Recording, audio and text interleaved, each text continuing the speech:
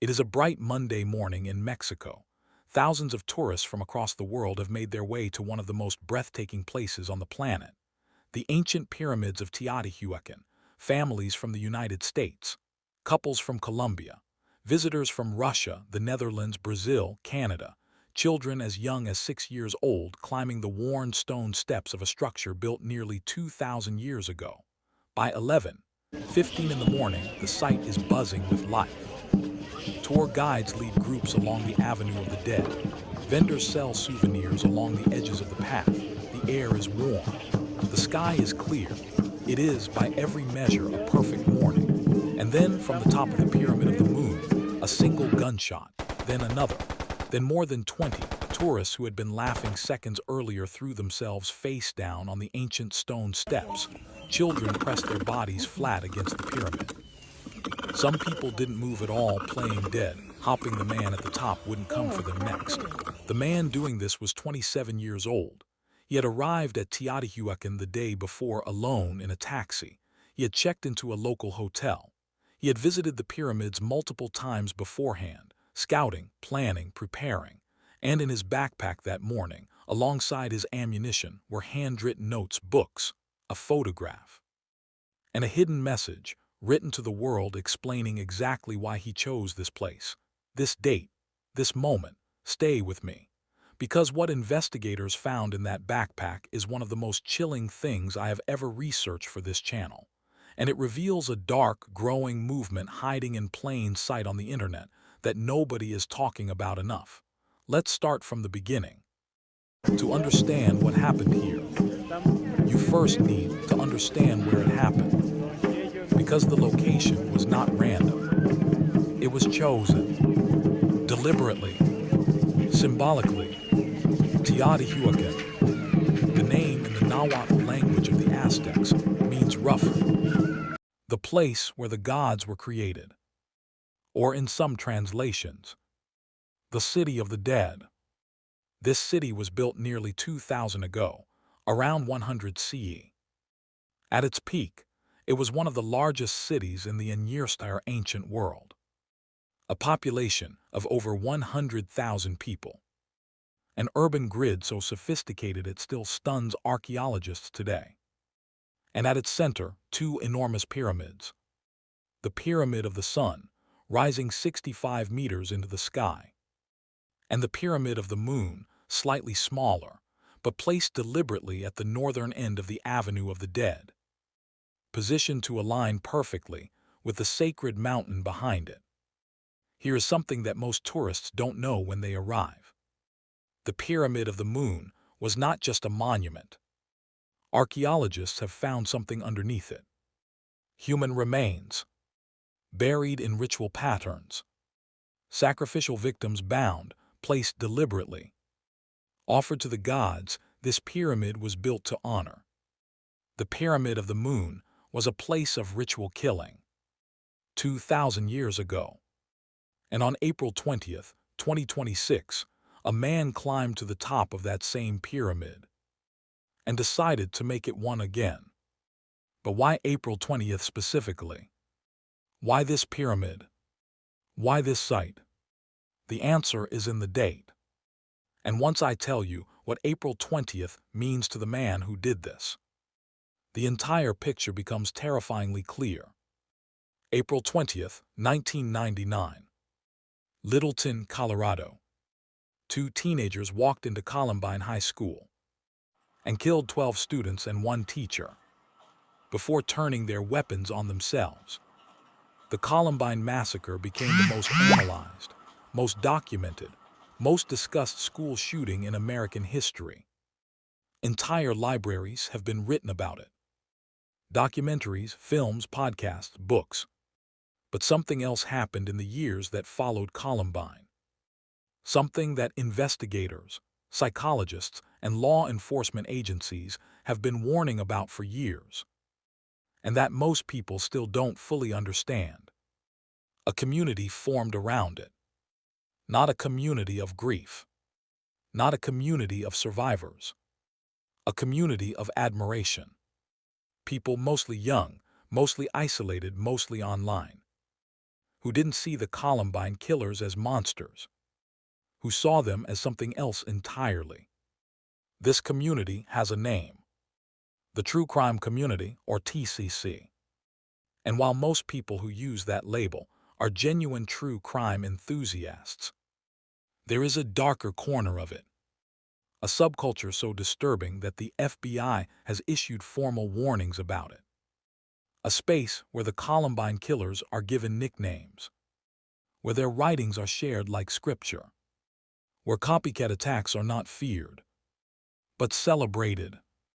And the man who climbed the Pyramid of the Moon on April 20th, 2026, had been living inside that world. April 20th is not a random date in that community. It is the anniversary of Columbine. It is also, and this detail matters, Adolf Hitler's birthday. Both facts were known to the man carrying that backpack. Both facts were referenced in his handwritten notes. He planned this attack for this exact date, on the 27th anniversary of Columbine. This was not random violence. This was a performance. Staged, rehearsed, calculated. And the stage he chose was one of the most famous places on Earth. Julio Cesar Jasso Ramirez was born on September 9th, 1998. He was 27 years old, and he died on top of the Pyramid of the Moon. He was originally from Tilapa, in the southern Mexican state of Guerrero, one of the poorest, most underserved regions in the entire country. By the time of the attack, he was living in the northern borough of Gustavo A. Madero in Mexico City. His voter credential, found in his bag, listed that address. Beyond that, investigators have released very little about his personal life. No employment records discussed publicly. No social media presence identified. No family statements made to the press.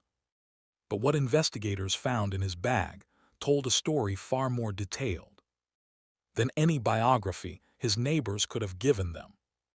Inside the tactical-style backpack, books about Columbine, handwritten notes referencing the killers by name, an analog cell phone untraceable, bus tickets, a revolver, a knife, 52 rounds of .38 caliber ammunition, carried in a plastic bag in his hand as he fired.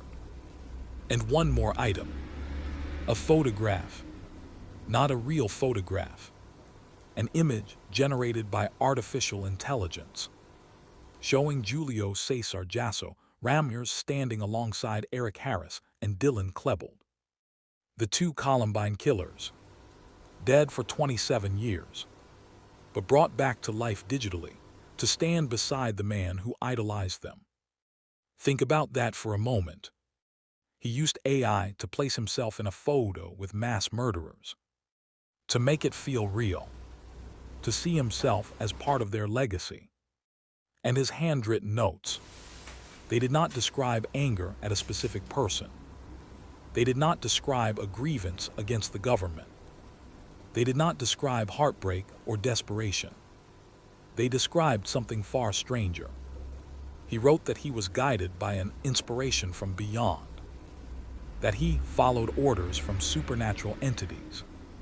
Below his outer shirt, he wore a t-shirt with a phrase on it, a phrase associated with online communities that glorify mass violence. 4 words: disconnect and self-destruct. Investigators who reviewed everything in that backpack built what they called a psychopathic profile of the suspect, characterized by a tendency to copy situations that occurred in other places, at other times, involving other figures. He was not acting out of grief. He was acting out of imitation. He wanted to be remembered the same way he remembered them. The day before the attack, April 19th, 2026, Julio Cesar Jasso Ramirez arrived at Teotihuacan alone. Not by bus, by taxi.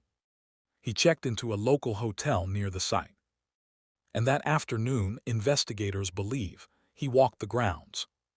studying sight lines, identifying positions, choosing exactly where he would stand. He had visited the site multiple times before that day. This was not impulsive. Every step was planned. The next morning, April 20th, he returned. He joined the thousands of tourists flowing through the entrance gates.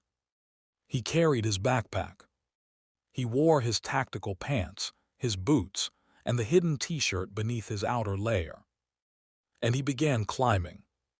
The Pyramid of the Moon, 43 meters tall, 248 steps. At approximately 11:20 in the morning, while tourists were still making their way up and down those ancient steps, something happened at the top. A brief argument. Witnesses say he confronted a small group of people near the summit. And then, he pulled the revolver from his bag, and he opened fire. The first shot sent people scrambling in every direction. Some ran, some fell, some threw themselves flat against the ancient stone and did not move. A tour guide working at the site described hearing the shots, equals then watching in horror as people on the pyramid's steep steps began falling, not just from bullets, but from the panic of trying to escape. From the summit, Jasso had a clear view in every direction. He fired down at the crowds below. He fired at approaching security forces. A witness described hearing more than 20 shots echoing across the Avenue of the Dead. And then, in a moment captured on video by one of the tourists trapped near him, he spoke. He taunted a group of European tourists in a fake accent. He told them they were not going home. And then, in a reference that made investigators' blood run cold when they reviewed the footage, he gestured toward the pyramid beneath his feet. The ancient pyramid built for ritual sacrifice. And he told the tourists cowering on the ground, "If you move, I'll sacrifice you."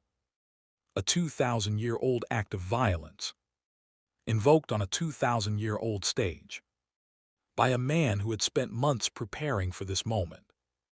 10 minutes after the first shot, National Guard forces arrived at the base of the pyramid. Some began climbing toward him. In the chaos, Jasso fired at the approaching soldiers. One bullet struck a guard in the leg. As the net closed around him, as he realized there was no escape from the top of that pyramid, Julio Cesar Jasso Ramirez did exactly what the men he idolized had done 27 years earlier. He turned the gun on himself. The shooting was over, but the terror was not. One woman was killed, a Canadian tourist. Her name has not been publicly released by authorities, out of respect for her family's privacy. She was visiting one of the world's most iconic UNESCO World Heritage Sites. She did not go home. Canadian Prime Minister Mark Carney issued a formal statement of condolence. Canadian Foreign Affairs officials were deployed to assist her family. 13 others were injured. 6 Americans, 3 Colombians, 1 Russian, 1 Brazilian, 1 Dutch citizen, 1 more Canadian. The youngest person injured that morning was 6 years old. 6 years old. On a family holiday. At an ancient wonder of the world. 7 of the injured were struck by gunfire. 6 more were hurt in the panic, falling down the steep pyramid steps as they tried to escape. The site that drew nearly 1.8 million international visitors the year before fell silent. After the attack, investigators turned their attention to a question that goes far beyond this one man. How does someone arrive at this place? How does a 27-year-old man in Mexico City become so consumed by a 1999 school shooting in Colorado that he plans an international mass attack to honor it? The answer lies in a corner of the internet that most people have never seen, and that very few people want to talk about. The true crime community, the TCC, began in the early 2000s as genuine fan spaces. People who were fascinated by crime, by psychology, by the question of what makes someone capable of violence. Mostly harmless, mostly curious. But over time, in the darkest forums, the most extreme corners, a subset emerged. People who didn't just study these killers. People who identified with them. Who gave the Columbine shooters affectionate nicknames. Who shared their writings and journals like sacred texts. Who expressed not just interest but admiration, attraction, devotion. Law enforcement agencies have a word for people in this subculture who go further than admiration. Who move from online obsession to real-world planning. They call them Columbiners, a term that describes individuals who not only idolize the Columbine killers, but actively plan copycat attacks in their honor. The FBI has flagged this community as a genuine domestic threat, and the evidence is alarming. In the weeks before the Teotihuacan attack, Argentine authorities had already arrested a teenager linked to this same community. After that teenager killed one student and wounded 8 others at a school in the central province of Santa Fe.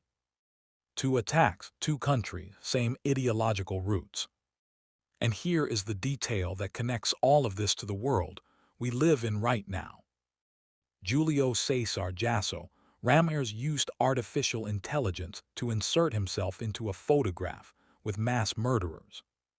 He used modern technology available to anyone with a smartphone, to reinforce his identity as a member of their legacy.